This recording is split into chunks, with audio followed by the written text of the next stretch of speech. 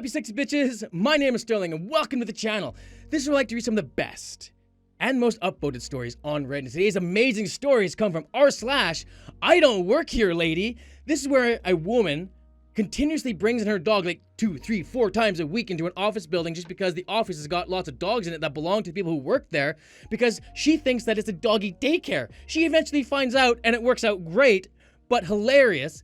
And then how a Karen grabs a hold of a dude's wife's arm, demanding that she works there and to help her bag her groceries, and he just slaps that arm down and just gets into her face because he was part of the army 10 years prior, like literally nose to nose, screaming at her, drill sergeant screaming at her.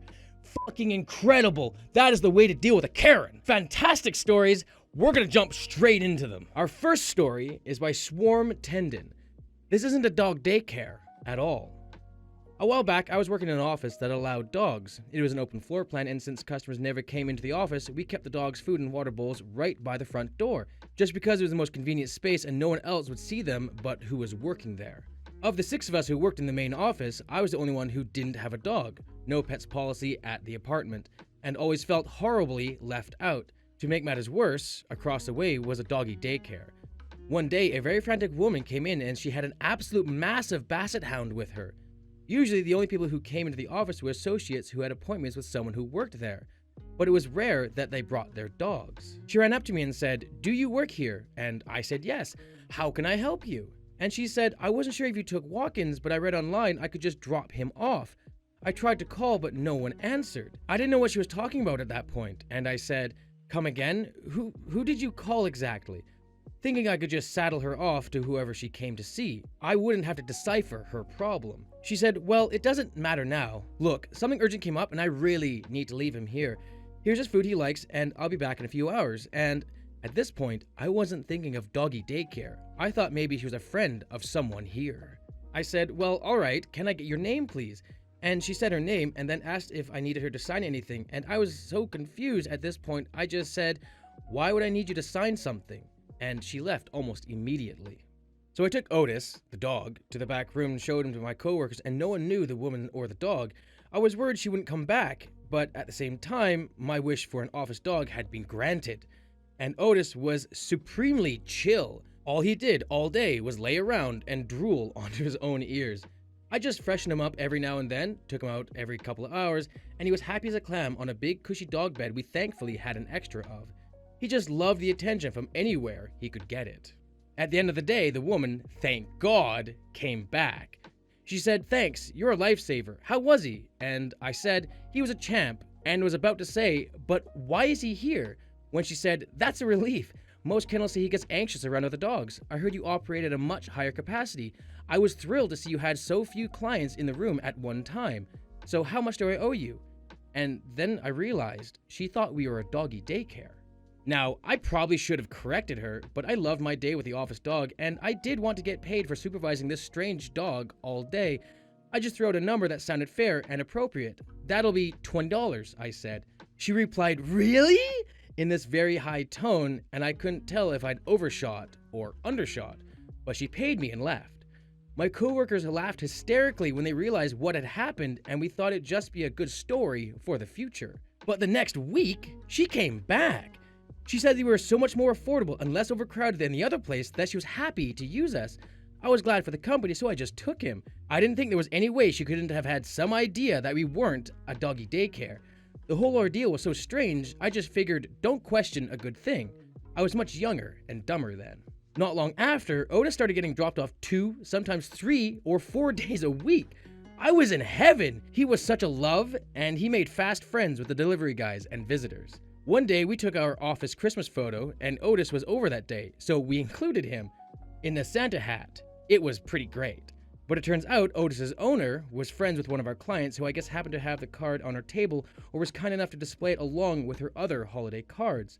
Because one day Otis's owner came in holding the card and walked up to me and said, "I can't even believe I'm asking this, but is that my dog in this photo? This isn't a doggy daycare at all. This is just an office, isn't it?" She said it with a note of surprise, as though she was looking around and putting it all together for the first time. No coincidence that this was the first time she wasn't in some sort of crazy rush either. She was like, "Then who are all these other dogs?" And I explained. I was terrified she was going to demand her money back, or worse, take some sort of legal action against us for misrepresenting ourselves as a doggy daycare business, or complain to corporate. Instead, she basically said, "Why didn't you ever say anything?" And I explained we just really liked having Otis around. She stopped for a minute and seemed to be thinking and said, "Is that right?" And I said yes, and I told her the story of how I was the only one in the office without a dog, so I loved the company. She seemed a little flummoxed or hesitant, understandably, because this whole thing was so weird.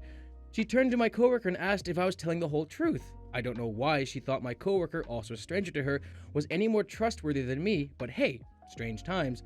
Coworker backed me up. So she said, "Well, I wish you'd said something sooner. Could have saved me a lot of embarrassment with my friend back there. All right, I have to get going. See you at 4.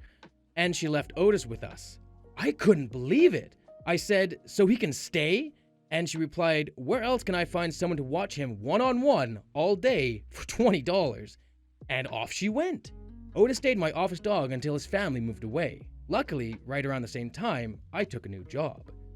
OP, that is so awesome that you got paid to watch this dog, $20 a day, which sounds ridiculously cheap. And according to this other person who owned the dog, it is. And to have it one-on-one, and you got an office dog. Like that, you got like a trifecta going on there, girl. That is so freaking awesome. Well done. But I cannot also believe that the woman with the dog didn't realize at all that you were not a doggy daycare. I mean, there must have been some sort of sign above the door or on the door or something stating that what this business is, or the name of the business. She could have Googled that at any time, but no, didn't. That is impressive that you got an office dog and got paid for looking after it. Fuck yeah, good job, OP. Our second story comes from French Fry, 83. Husband goes full drill sergeant on a Karen. Before I start this story, I have to tell you about my husband. I'm French, and we met while he was on vacation in Europe. One thing led to another, and now I live in Ohio with him. He's a hard-working gentleman, an army veteran of 2 conflicts, and though he has a very serious and almost hostile demeanor, think resting bitch face, but angrier, and on a guy, he's a very big teddy bear, quick to make a joke or pull a prank and easy to make laugh. He's also very protective of me. Since I'm not here to gush on him, I'll go on. We were out getting groceries last week. As we were checking out, I was bagging up all of our stuff because the store now requires you to bag your own goods if you bring your own bags.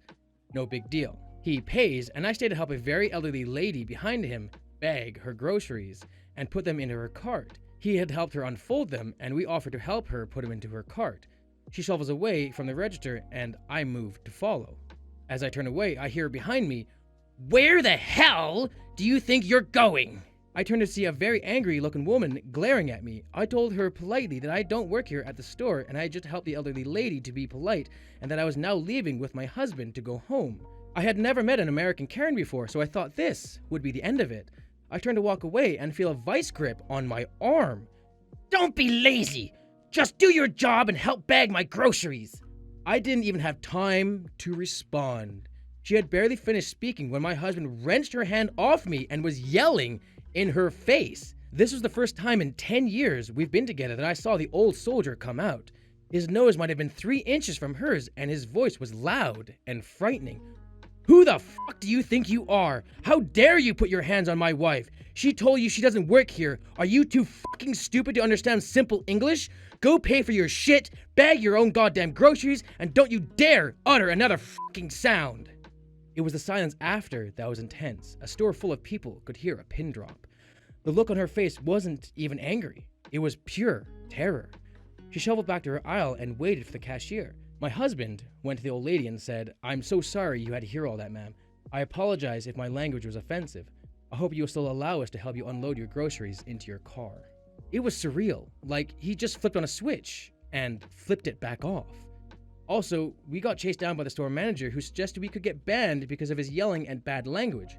Husband just shrugged and said they had better ban the Karen too for assaulting me, and that there were other grocery stores in town. We just go to this one because it's close. Didn't get banned. I want to punch that manager in the face. Because obviously he's got the full story of what the hell just happened, and yet he's got to go to the couple that solved the issue, or the man did solve the issue, but like he didn't approach the Karen who assaulted the wife to begin with. It's like this fucking manager has got little dick syndrome and he's got such a small PP and low PP energy that he's got to go to someone and just bitch someone out. And he's like, no, go fuck yourself. And seriously, if you're gonna ban them, you better ban that fucking Karen as well. Fuck that cunt. I'm sad that the French woman didn't have better reflexes to turn around and bitch slap her so fucking hard. And the messed up thing is that the yelling wasn't even assault. There wasn't a threat in there. There was nothing. It was just fuck off, go away, pay your own shit, and bag your own fucking groceries. She, that fucking Karen, actually assaulted his wife. No, fuck that bitch. Our final story comes from Ginger Penguin. I did not accept the job. Now please let me enjoy my holiday. This happened about 4 years ago when I was looking for work. My second interview was for a marketing position at a new firm. The interview went well and I was offered a trial shift the following Monday. On turning up, it became clear that this wasn't a marketing job, but a door-to-door sales job for what was basically a huge multi-level marketing. The service was to sign people up for charities on monthly donations. To make matters worse, we were told to lie to customers about our pay status. We would make a commission effective to their first 2 months donation. My boss would get another month and the company would get the rest equivalent to 6 months donations. We weren't supposed to tell people that and had to tell them we were salaried. We weren't. I only found out during the trial it was commission only. So far, not so good. When they offer me the job, I let them know I have another interview lined up the following day and tell them I'll let them know by the end of the week. The interview goes well, it's a real, albeit temporary role, and I'm offered the job and inform the MLM of my decision. This is somehow a 30-minute call where he's still trying to convince me to work for him, with me saying I'm not interested at all. Fast forward to the next Monday, and I'm rudely awakened at 9:15 with a phone call. I answered this. I didn't save his number. Hello, OP speaking. Where the hell are you? Sorry, what? You were meant to be here at 8:30. This isn't a good start for your first day, is it? Why are you so late? Sorry, but who is this? It's not the interviewer from blank company. You know the company you work for? It's too late now. Your team has left. You better be on time tomorrow. Sorry, there must have been a misunderstanding. I got offered a job at XXX and accepted the role. Sorry for this. Well, you should have told us this. It's not professional to just not turn up. We would have hired someone else. Now your team is short-staffed. I told the recruiter. Maybe check with him. Anyways, I need to go. Bye. Hoping this is resolved, I get up and go about my day. Tuesday morning, I'm again woken to the same guy demanding reasons for me not turning up to work. Apparently, not working for them isn't a valid excuse. This amazingly continued until the following Monday, where I was let go for unauthorized absences. When asked if this means he'll stop phoning me, he told me to grow up and be professional about it. I think I dodged a bullet there. What do you mean, be professional about it? OP told this dude that I don't work for you, I never took the fucking job several times, and by the sounds of it, an entire week. And then they get let go and then told to be professional about it. What the fuck does that even mean? I totally understand why people hate multi-level marketing. It's like, I used to do one originally for my very first business. It was called Monavi, and I absolutely loved the product. Great product, great company. Really liked what they were doing for where they got the acai berries from. Amazing, amazing product because it actually worked and it worked well. But fuck this guy. I don't understand. Like, OP was so much kinder than I would have ever been. I continuously get people from TELUS calling me saying, hey, can we tell you about our new offers? No, you fucking can't. My cell phone's not with you. My internet's not with you. I can't even get anything from you. Go fuck yourself. I keep telling you to take me off the list. I am so rude to these fucking people now because I'm so goddamn tired of getting calls every month or every couple weeks or even every fucking week of like, hey, can we tell you about our business? Hey, we know that you had our services once. Do you want them again? No, I fucking don't. Fuck off. That was r/I don't work here, lady. Hit the subscribe button and the bell to see more videos. Later, everyone.